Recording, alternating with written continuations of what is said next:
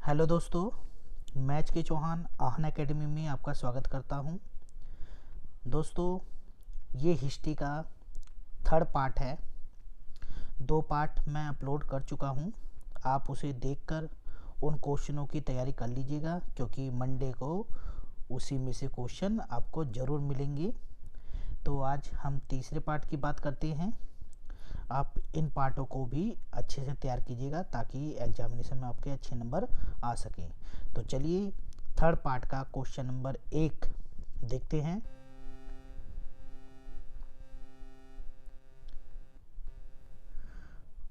Question है, पुनर्जागरण से आप क्या समझते हैं? पुनर्जागरण तथा इटली की मानवतावादी संस्कृति के तेजी से प्रसार में मुद्रण या प्रिंटिंग की भूमिका का विश्लेषण कीजिए। ठीक है,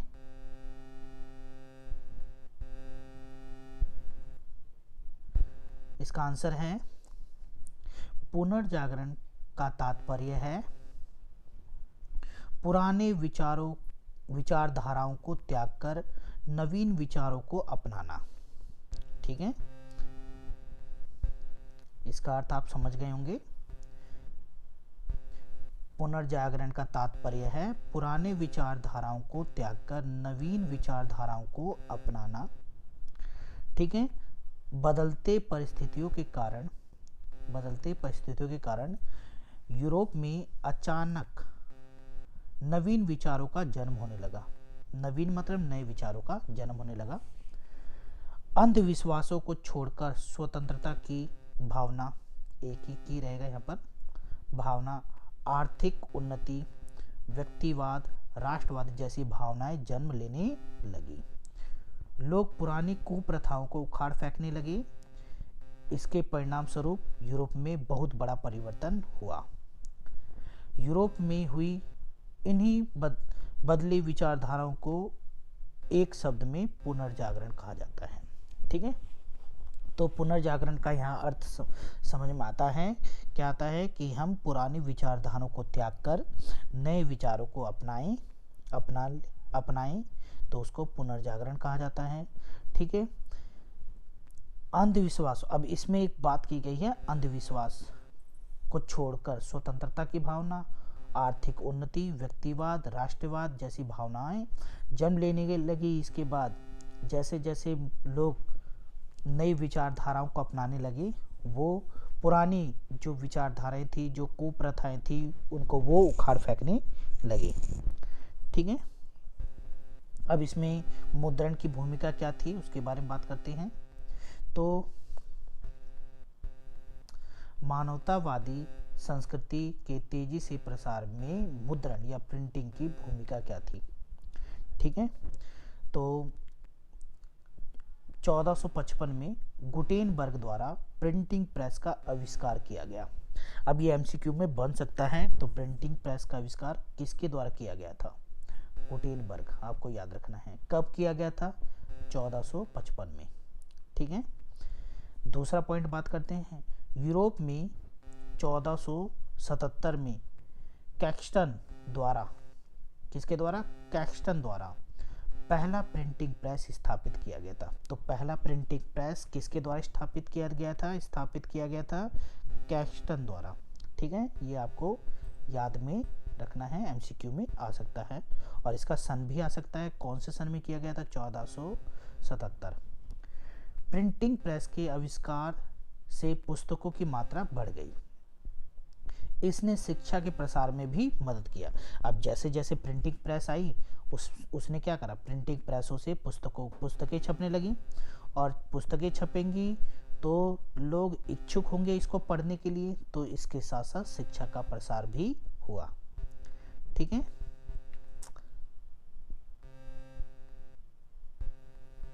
आगे मानवतावाद से तात्पर्य उन्नत ज्ञान से, उन्नत मतलब नए ज्ञान से। ठीक है, नए ज्ञान, मानवतावाद के कारण ही यूरोप में नई जागृति उत्पन्न हुई। मानवतावाद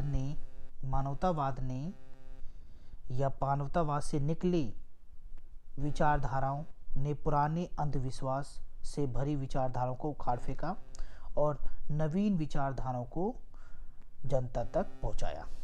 ठीक है, तो मानवतावाद के द्वारा ही लोग अब जो समाज में जो कुरीतियाँ थी उसको उखाड़ फेंकने का काम कर रहे थे, क्योंकि अब लोग शिक्षित हो रहे थे। क्योंकि शिक्षा के द्वारा ही हम जो समाज में गलत चीज़ें होती हैं उसके प्रति आवाज़ भी उठाते हैं और उसको ख़त्म करने का प्रयास करते हैं और समाज से उसको ख़त्म कर देते हैं, तभी समाज में बदलाव आता है। तो शिक्षा एक महत्वपूर्ण योगदान देता है किसी भी समाज को बदलने में।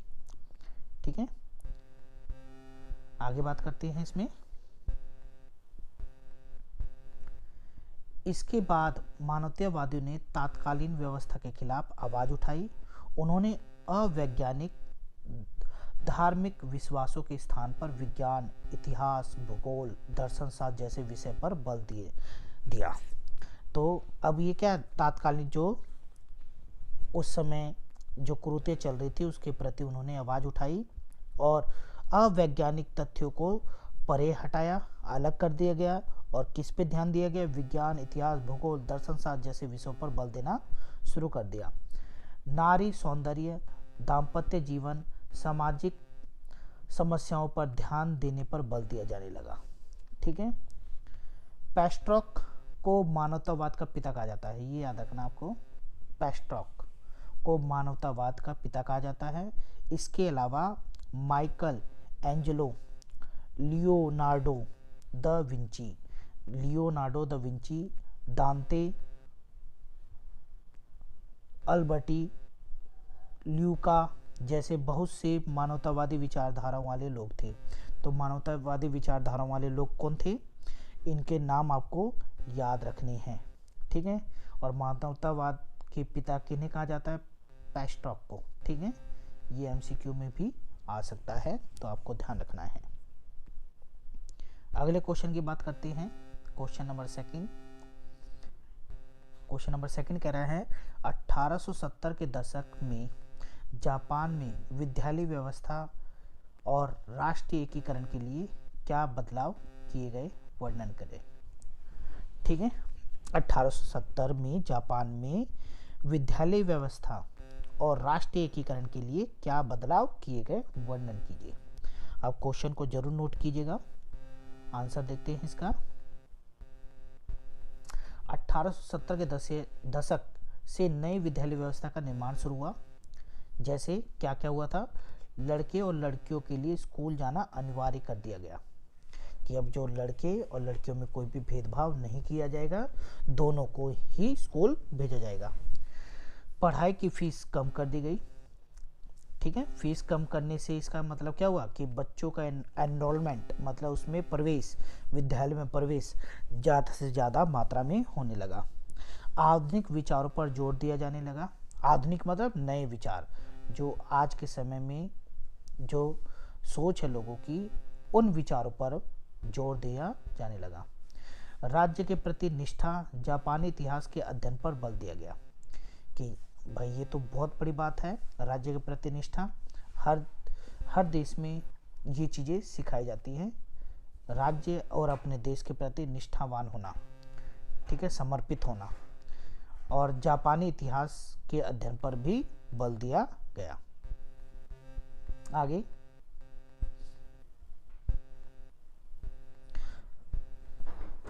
किताबों के चयन और शिक्षकों के प्रशिक्षण पर नियंत्रण। किताबों का चयन मतलब चुनना, और शिक्षकों के प्रशिक्षण पर नियंत्रण दिया गया। ठीक है, शिक्षक बच्चों को क्या सिखा रहे हैं, ठीक है, तो उनको पहले ट्रेनिंग दी गई, ठीक है, ताकि वो बच्चों को सिखा सके। माता पिता के प्रति आदर, राष्ट्र के प्रति वफादारी और अच्छे नागरिक बनने की प्रेरणा दी गई। ठीक है,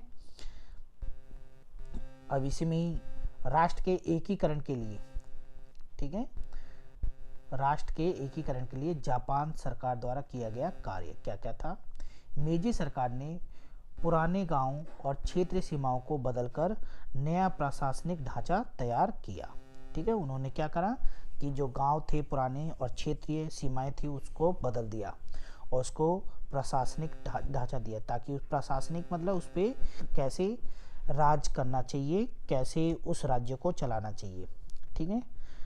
20 साल से अधिक उम्र के नौजवानों के लिए कुछ अरसे के लिए सेना में काम करना अनिवार्य हो गया। 20 साल से अधिक उम्र के नौजवान जितने भी थे उनको कुछ समय के लिए, अरसे मतलब कुछ समय के लिए सेना में काम करना अनिवार्य कर दिया गया। ठीक है, आगे बात करते हैं।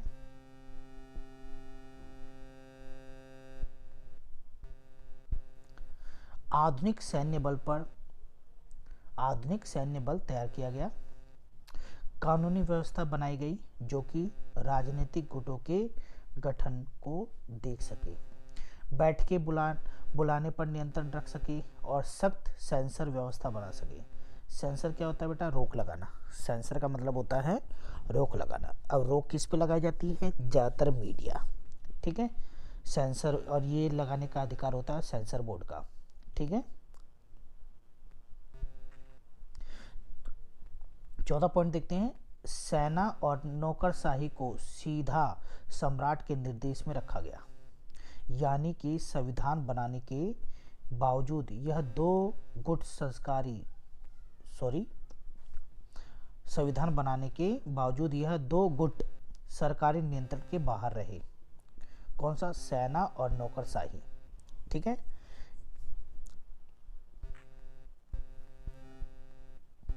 पांचवा बात करते हैं, पांचवा पॉइंट। लोकतांत्रिक संविधान और आधुनिक सेना, इन दो अलग आदर्शों को महत्व देने के दूरगामी नतीजे हुए। ठीक है, तो कह रहा है लोकतांत्रिक संविधान और आधुनिक सेना, इन दो अलग आदर्शों को, आदर्श मतलब जो नियम है, लोकतांत्रिक और आधुनिक सेना, इन दो अलग आदर्शों को महत्व देने के दूरगामी नतीजे हुए। दूरगामी मतलब कि जो आगे इसको प्रभावित करेंगे। ठीक है, ये नतीजे हुए। ठीक है, तो क्वेश्चन नंबर 3 की बात करते हैं। आप इसको नोट जरूर करते चलिएगा। क्वेश्चन नंबर 3 है, संयुक्त राज्य अमेरिका में दास प्रथा के बारे में आप क्या जानते हैं? इसे कैसे समाप्त किया गया, चर्चा करें। तो यहाँ पर दास प्रथा के बारे में बात की गई है। संयुक्त राज्य अमेरिका में दास प्रथा के बारे में आप क्या जानते हैं? इसे कैसे समाप्त किया गया? ठीक है, तो अब इसका आंसर देखते हैं। अमेरिका के उत्तरी राज्यों में दासों की आर्थिक जीवन में कोई निर्णायक भूमिका नहीं था, या निर्णायक भूमिका नहीं थी। तो यहाँ बताया है कि अमेरिका के उत्तरी राज्यों में दासों की आर्थिक जीवन में कोई निर्णायक, ये 2 बार लिखा गया है तो इसको एक बार कट कर दिएगा, कोई निर्णायक भूमिका नहीं थी। ठीक है, इसको कट कर दिएगा। अतः इसके लिए दासों का महत्व गौण था। गौण मतलब बहुत ही जो कम होता है। ठीक है, अतः इनके लिए दासों का महत्व गौण था। दूसरी तरफ अमेरिका के दक्षिणी राज्यों में दास प्रथा जनजीवन में घुल चुकी थी। दक्षिण राज्यों के मामले में दास प्रथा का मुद्दा सदैव संवेदनशील बना रहा। जब कभी अन्य राज्यों में दास प्रथा पर लगे प्रतिबंध को इन दक्षिणी या राज्यों में लागू करने की बात उठी, तो यहाँ लागू करने की बात उठी, तो इन राज्यों ने इसे अपनी प्रभुसत्ता पर आक्रमण माना। ठीक है, तो आपको याद रखना, राज्यों में लागू करने की बात, यहाँ लिख देना बात। ठीक है, बात उठी तो इन राज्यों ने इसे अपनी प्रभुसत्ता पर आक्रमण माना। वस्तुतः उत्तरी राज्यों में दासता को मानवता पर कलंक के रूप में देखा गया और इसे समाप्त करने की मांग जोर शोर से उठाई गई। समाचार पत्रों में समाचार पत्रों के माध्यम से, यहाँ लिखना है, ये मिसप्रिंट हो गया है, समाचार पत्रों के माध्यम से इस दास विरोधी भावना को उभारा गया। आगे दूसरी तरफ दक्षिणी राज्यों के लिए दासों को मुद्दा लाभप्रदता से जुड़ा हुआ था। उनका तर्क था कि दास प्रथा में श्रमिक संगठनों, हड़तालों आदि का भय नहीं था तथा उत्तरी राज्यों के मजदूरों की तुलना में वे दासों को अधिक सुविधा प्रदान करते हैं। इन मनोवृत्ति एवं तर्कों के आधार पर दक्षिणी राज्यों ने दास प्रथा को आवश्यक बना दिया गया। ठीक है, अब इसमें बात करते हैं अब्राहम लिंकन। अब्राहम लिंकन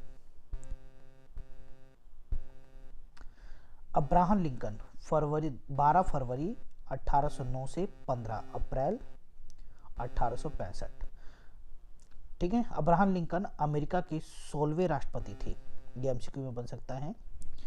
ठीक है, उनका कार्यकाल 1861 से 1865 तक था। ये रिपब्लिकन पार्टी से थे।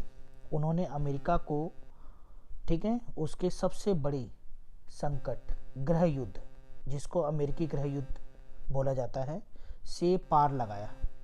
ठीक है, अमेरिका में दास प्रथा के अंत का श्रेय लिंकन को ही जाता है। ठीक है, तो अब्राहम लिंकन को बोला जाता है कि भाई अमेरिका में जो दास प्रथा थी उसको समाप्त करने का कार्य किया इन्होंने। ठीक है,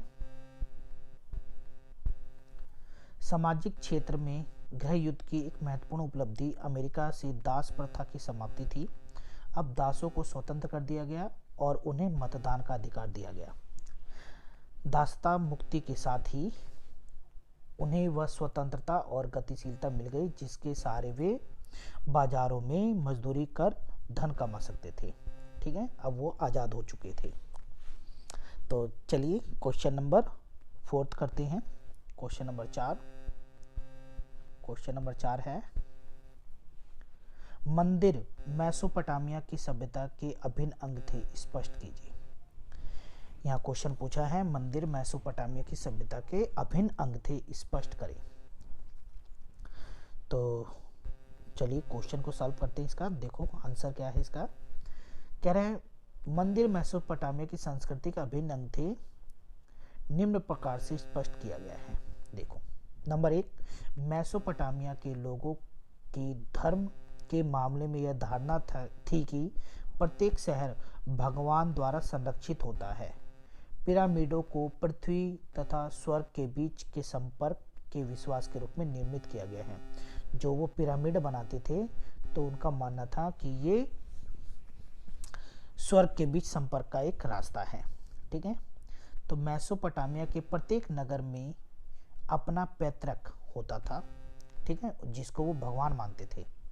ठीक है, मेसोपोटामिया के प्रत्येक नगर में अपना पैतृक होता था जिसे वो भगवान कहते थे। ठीक है बेटा, आगे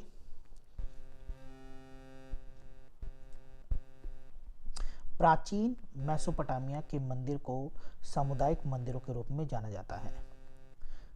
मंदिर याजकों व पुजारियों द्वारा संचालित किए जाते थे तथा वे शासकों के छोटे रिश्तेदार हुआ करते थे। इन पुजारियों व राजकों का काम अपने देवताओं की प्रार्थना करना तथा प्रसाद के माध्यम से अपने समुदाय के भाग्य के लिए देवताओं के साथ हस्तक्षेप करना था। ठीक है, मंदिरों वहाँ के लोगों के लिए एक पवित्र स्थान था। जो मंदिर थे, तो यहाँ करना मंदिर वहाँ के लोगों के लिए पवित्र स्थान था जहाँ वे भगवान की उपस्थिति सुनिश्चित करके एक स्थान प्रदान करते थे जहाँ वे भगवान के से संपर्क स्थापित कर सके। ठीक है, नेक्स्ट है, मंदिर मेसोपोटामिया के लोगों के लिए विलाप का स्थान भी था। यहाँ जहाँ पर वे लोग विलाप किया करते थे। विलाप मतलब एक तरह से रोना होता है, विलाप करना। तो जैसे भगवान से कुछ मांगते हैं तो वो विलाप करना होता है। तो ये मेसोपोटामिया जो मंदिर थे वो विलाप के स्थान भी कहे जाते हैं। ठीक है, तो क्वेश्चन नंबर 5 की बात करते हैं, लॉन्ग मार्च। ठीक है, लॉन्ग मार्च पर एक टिप्पणी लिखिए। लॉन्ग मार्च क्या था उसके बारे में बताना है। तो यहाँ पर बताया आंसर लॉन्ग मार्च 11 या चांगझेंग 11, ठीक है, दो नामों से जाने जाते हैं। तो लॉन्ग मार्च भी ऐसा था, चांगझेंग, ठीक है। एक चीनी ठोस ईंधन वाला वाहक रॉकेट है, ठीक है, चीनी ठोस ईंधन वाला वाहक रॉकेट है जिसे चीन aerospace science and technology corporation द्वारा विकसित किया गया। इसकी पहली उड़ान 15 सितंबर 2015 को हुई थी, ठीक है। तो आप याद रखना, ये लॉन्ग मार्च क्या था, एक विमान था, रॉकेट था, ठीक है, जिसकी पहली उड़ान 15 सितंबर 2015 में की गई, ठीक है। आगे, चीनी कम्युनिस्ट पार्टी के लिए यह लॉन्ग मार्च की कहानी है, ठीक है।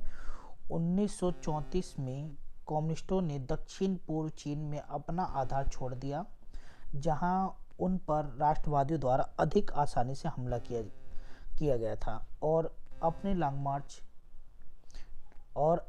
मार्च में 6000 मील से अधिक उत्तर की ओर अपना रास्ता तय किया, ठीक है। तो हमारे ये 5 क्वेश्चन भी कंप्लीट हो गए। उम्मीद करता हूँ कि आपको ये 5 क्वेश्चन अच्छे लगे होंगे। अगर ये वीडियो आपको पसंद आई है तो प्लीज़ अपने दोस्तों को भी ये वीडियो शेयर करें, ताकि वो भी अपने एग्ज़ाम की तैयारी अच्छे से कर सकें। तो चलिए मिलते हैं नेक्स्ट वीडियो में।